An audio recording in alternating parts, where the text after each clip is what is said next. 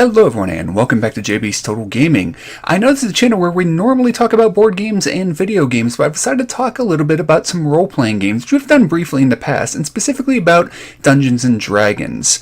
Well, this is a series of videos I plan on doing on Dungeons & Dragons, specifically about Dungeons & Dragons 5th edition, and it is meant mostly for newer players that may be interested in getting into the hobby or just getting into the hobby. I plan on doing videos involving new players, new GMs, and things like that. But I thought it best to start with a video explaining what is Dungeons & Dragons for those of you, because most people in society have probably heard of it, maybe they've seen it on Community or Stranger Things or things like that, and have some concept of what it is, at least portrayed in the media. And the thing is, some of what is portrayed in the media is kind of true, and some of it isn't, and that's why I thought it'd be pretty interesting to talk about.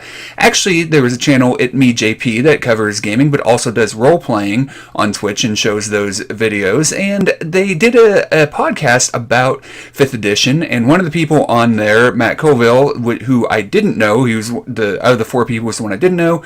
He works at Game Studios, and he writes independent books, and he does some streaming in a great series of videos on Dungeons & Dragons, and it kind of got me re-interested in it. As for, if you're wondering about my experience, I am a pretty inexperienced player. I started playing way back in the mid-80s, but I played briefly with my older brother, who was 5 years older than me, which I'll talk about a little bit here.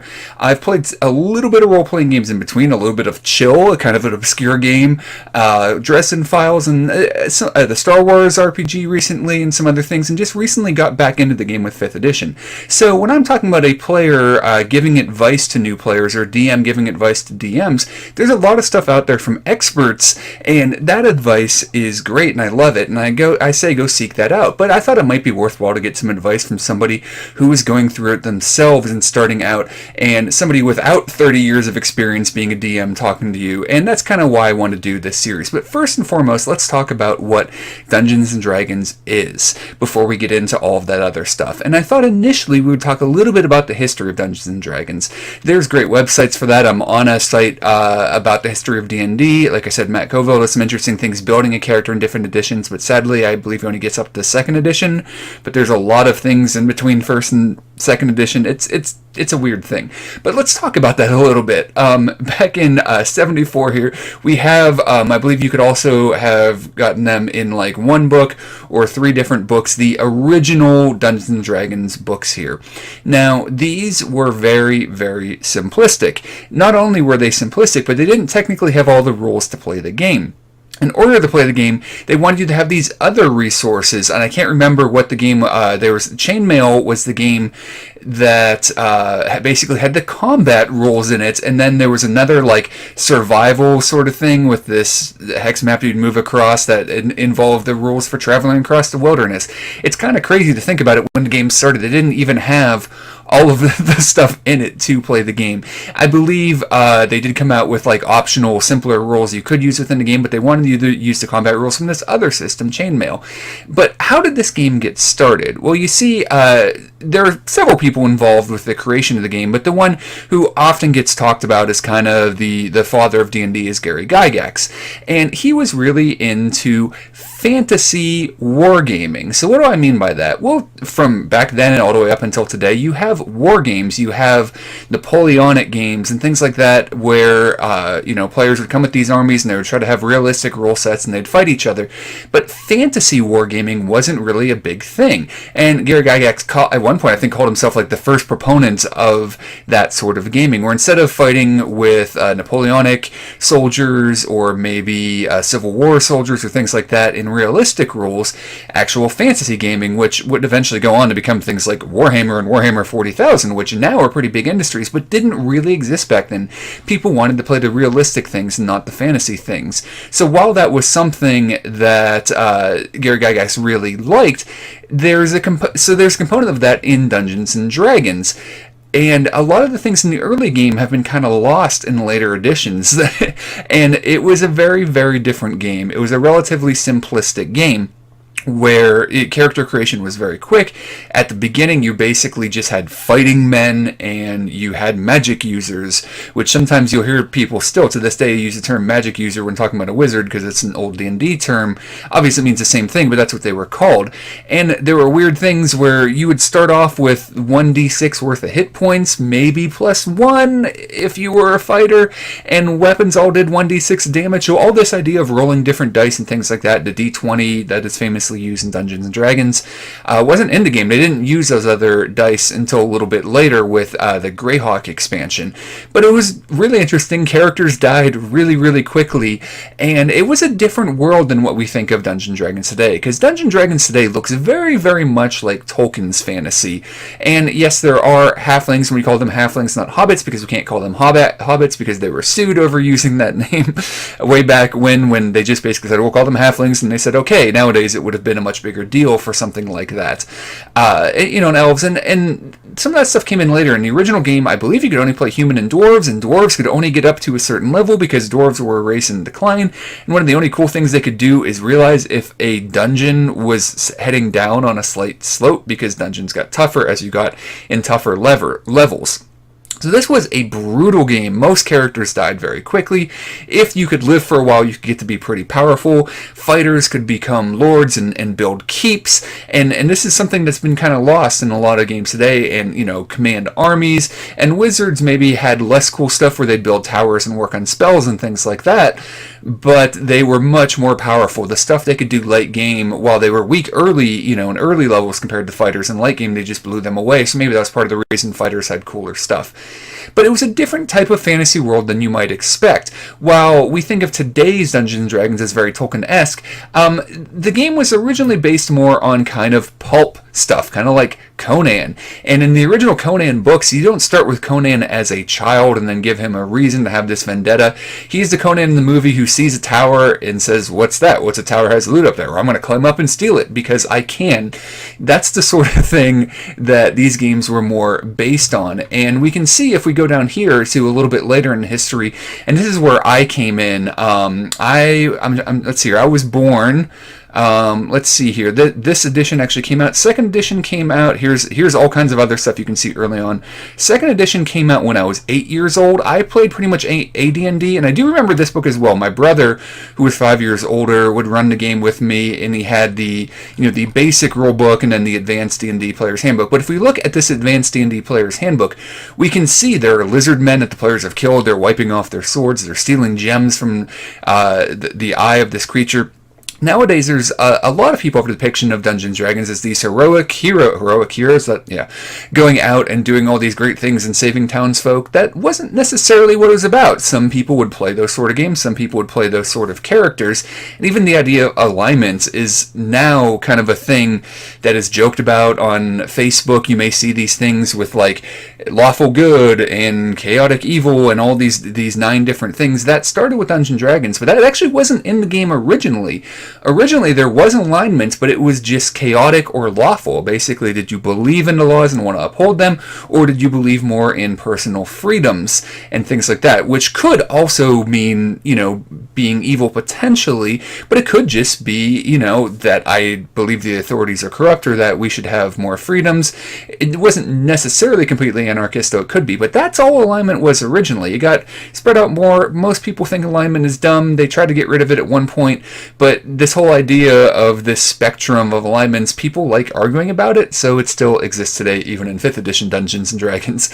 But this is more what the game was about, potentially. So you wanted to build up and become a powerful lord or a powerful wizard, and there was a lot of survival elements, sometimes moving across maps a bigger deal. Players were often expected to make their own maps of dungeons going through, based on what the dungeon master was saying, and it was a brutal game. There are some modules, the Temple of Elemental Evil. What's the Tomb of Horrors? We actually had the Tomb of Horrors where you can be like, oh, I want to check out this statue with a big gaping maw. If I crawl into it, see what's in there, just kills me. Yeah, no saving throws, no anything.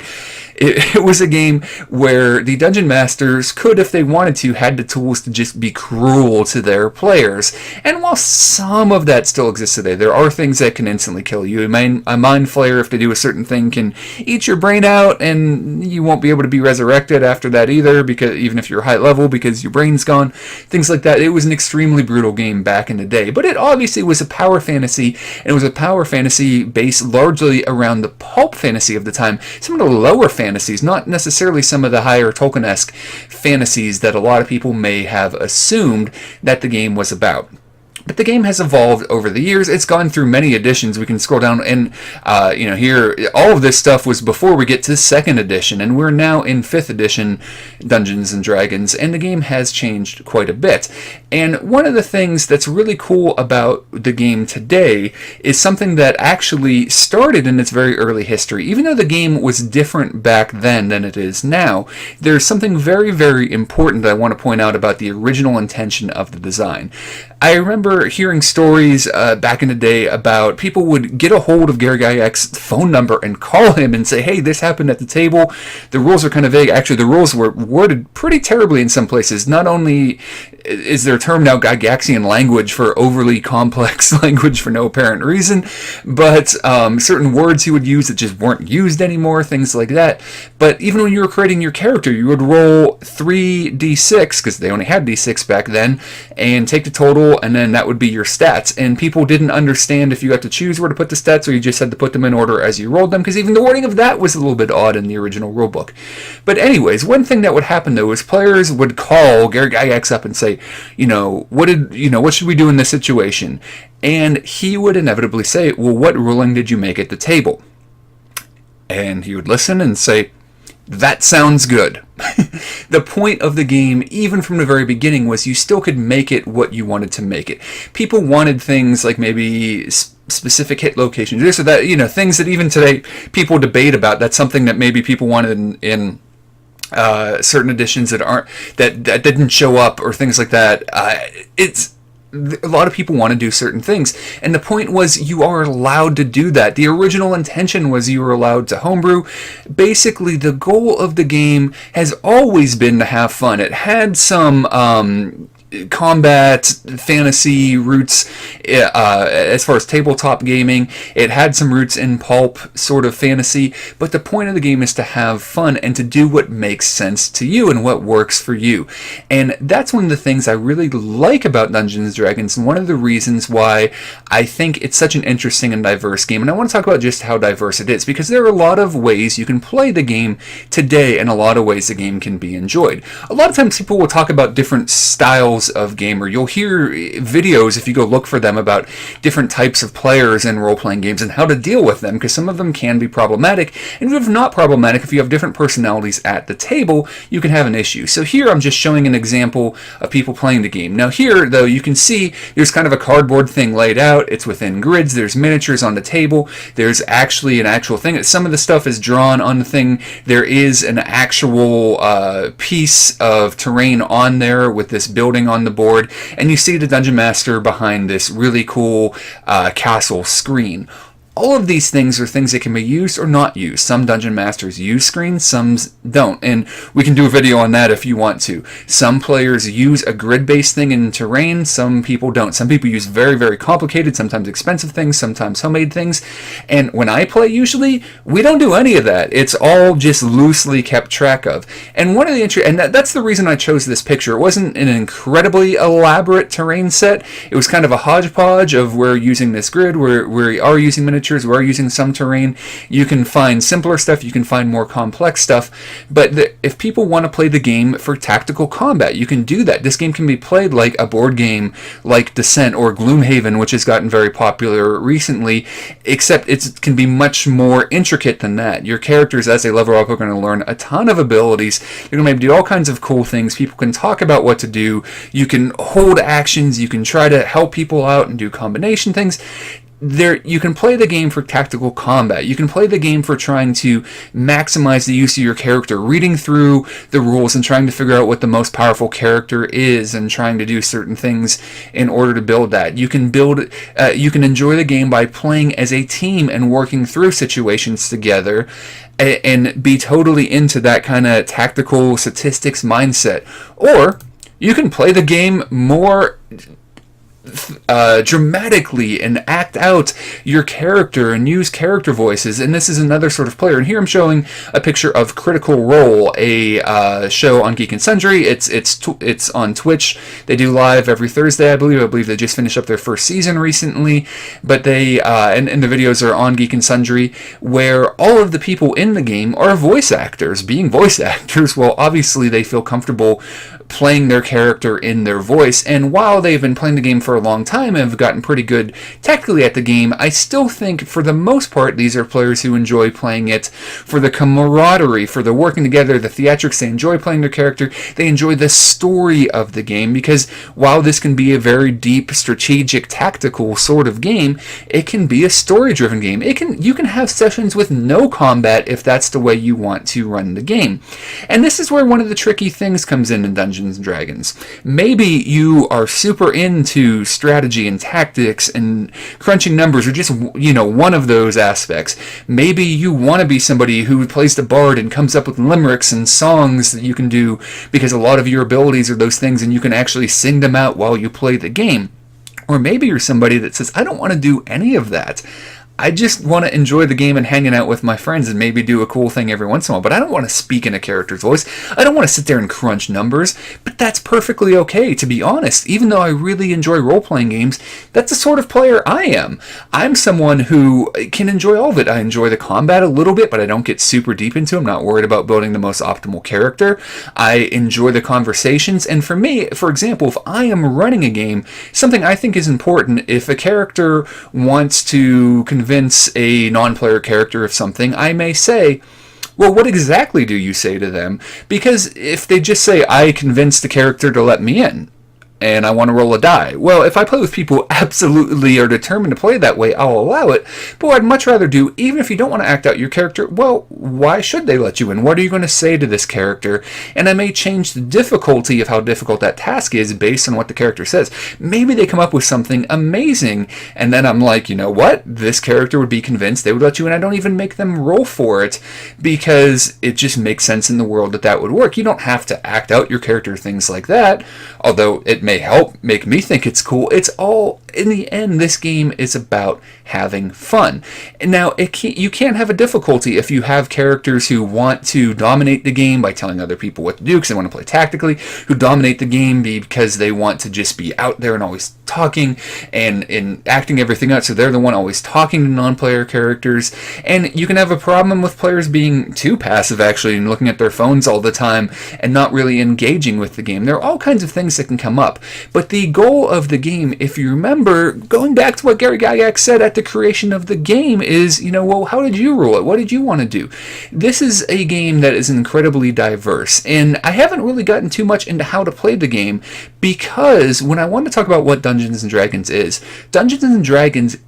a way for people to come together, to tell a story, and to have fun through whatever means makes sense to them. And this is why I love role-playing games so much, especially ones that are open to interpretation. You can play games with it. You could technically play an entire campaign of Dungeons & Dragons without combat. You could play one that's extremely focused on combat. And yes, it is important to have players who are willing to work together, and oftentimes you're not going to have a group that feels one way or another. So it's the Dungeon Master's job to try to build something balanced that engages everybody, and it's those players' jobs to try to enjoy other characters' story arcs, to try to at least be involved in the combat when it's going on, even if it's not their favorite thing, to come together to make a communicative experience, a communicative story.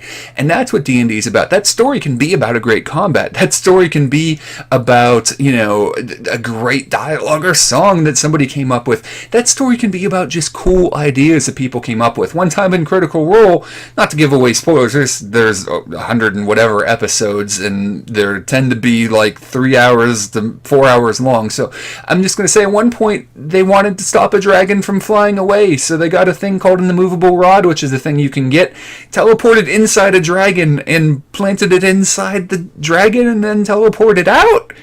I mean, that's awesome. And I'm pretty sure Matt Mercer, the guy running the game, probably didn't think they would do something like that until he heard the players come up with it. It was an insane plan. And here's the thing about role-playing game, and we'll get into this when we talk about being a player and being a dungeon master.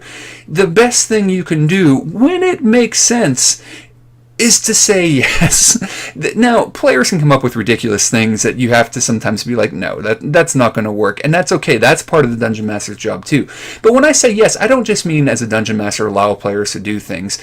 I mean allow other players to have ideas. Allow people to be the thing they want to be in the game. Whether that's a killing machine, a healer who's constantly worried about helping each other out, somebody who likes to give a flamboyant speech or deceive or haggle or something like that.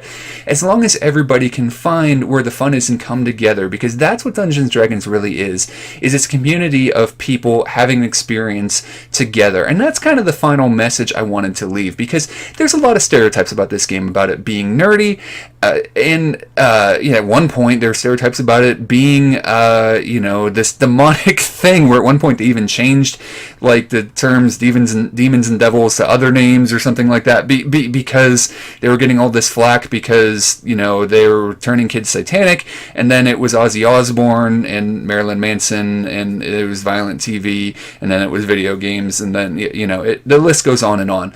And while people don't really think that today, there is still a sense within Dungeons & Dragons that it is a very white male-dominated community. And here's the thing, for the most part, that's still kind of true. There are some things changing. Now, one thing I just want to point out is I just looked up Dungeons & Dragons Live on Google, and if we're going to do just as an image search, and if I scroll down here, it takes a while. There are some women here, but it takes a while for me to find more than one or two people represented who aren't white, and not a lot of women, and this is still a problem for Dungeons & Dragons. It was an issue early on, and it's getting to be less of a problem. However, just like anything else, there are still going to be jerks. There are still going to be stupid people who want things to be a certain way. For example, when the most recent edition, 5th edition, was released, there was this paragraph that for some reason caused some controversy.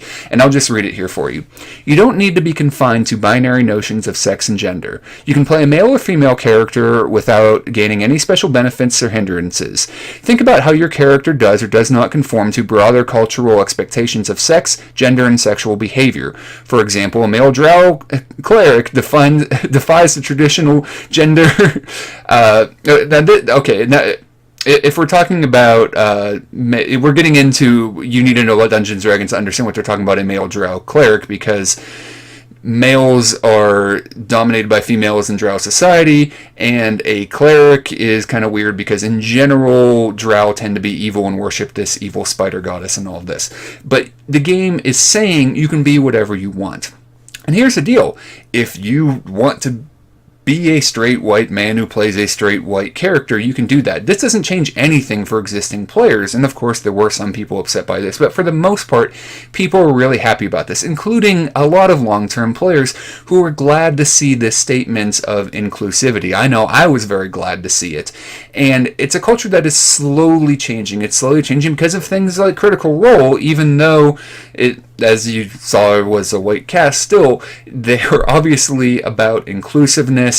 Some of the things that you may hear characters say as far as their real person personas, it is a group that obviously is all for everyone playing the game, everyone being able to play what they want to play. Even within the game, there is, some fluidity as far as sexual preference and things like that within the characters and non-playing characters, and it's fantastic. Times are changing, but times are changing slowly, and just today I saw some things, and I'm not going to get political, I'm not going to talk about my own personal feelings or anything like that, but things that has me worried about where we are headed. Whatever side you stand on certain issues, it feels like the animosity towards that other side is continuing to grow. Now, without saying supporting any one side or another, I personally feel like both sides are very pleased with this, because the angrier you are, the more you're going to come to that one side, the less likely another option is ever going to be able to come along, because everybody's so angry at the other side that they're going to believe their side is right.